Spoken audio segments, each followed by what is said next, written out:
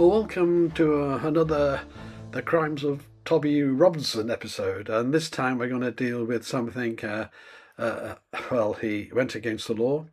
In this case, he admits he went against the law, and in this case, he knowingly went against the law. There was no question about his guilt on this. And I'm going to take an excerpt from episode 2 of The Real Tommy Robinson, because I'm going to let Tommy explain this one himself. And it concerns basically Tommy pretending to be somebody else, impersonation, in order to breach a rule that had been placed on him about a protest. Here we go. Listen to Tommy on this one. Let's move on to your next conviction. My next conviction then was, in those early years, I kept getting arrested and given bail conditions, which were to prevent me. But they weren't convictions. No, but They prevent you. So I breached my bail condition one time. I turned up dressed as a Jewish rabbi, and I got a conviction for that. That's one conviction. Turned up as a Jewish rabbi in disguise. Oh, yeah, you've got to see the video, man. I told the police, so I liaised with the police for the demonstration in Tower Hamlets. I was banned from going, and I said to the police officer, "We've got a Jewish rabbi coming to the demonstration. He's going to need an escort in." And they said, "Okay," and I'm banned from going. And I said, "Okay." Hold on, sorry.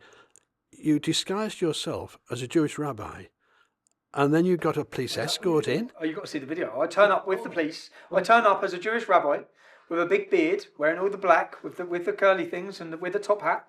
And I walked in, and the police move everyone out of the way, and I walk straight through to the crowd of the English Defence League. I get up on stage and say, and then I'm introduced as Benjamin Kiddemon. And I remember looking at the police officer who I've liaised with for the last 2 weeks. And I said, "I've been waiting ages to take this off."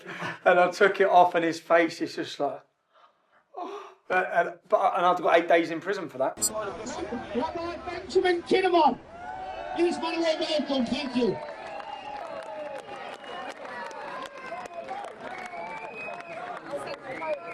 I don't know how long I've been waiting to take this shit off.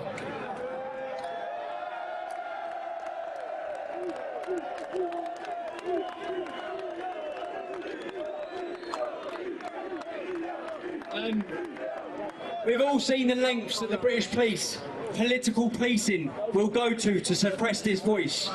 I am currently banned from attending any demonstration. I am currently banned from sending any fax, any email or any text message that promotes any demonstration. Okay? Now we are here today on September 3rd, 2011 in East London to tell you, every one of you, from the government to the police, we will not allow you to take away our democratic rights. So Tommy Robinson intentionally sacrificed his liberty to make his political point. So what we have there is someone who feels that his freedom of speech is being restricted in the UK, and it certainly has been. I mean, who else ends up in solitary confinement for past the legal limits, 15 days legal limit? Currently, he's in there months and could face anything from another 6 months in there. Totally, according to the UK own government, a permanent damage can be done after 15 days. So he's being tortured. He shouldn't even be in a high security prison for a civil offence. So there's something going on here, isn't there? And in this particular case, Tommy chose to put his body in the way to protest. And he did a very similar thing with his third contempt charge. He knowingly showed to about 40,000 people in Trafalgar, I think it was Trafalgar Square, in London, on huge screens, the film Silenced. He did that knowing that he would end up in jail. And he puts his body in the way to make a point. Now, you can criticise that, you're welcome to. Or you can praise that, you're welcome to. But a lot of people who fight for freedom have to do this, and Tommy is the one who does it more than anyone, I think.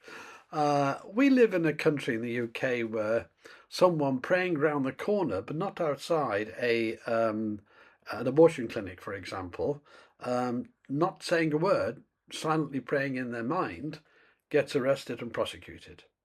So we have a thought police in Britain, And it seems that we have a police force willing to enforce it. Well, I suppose the individual police officers don't have much choice.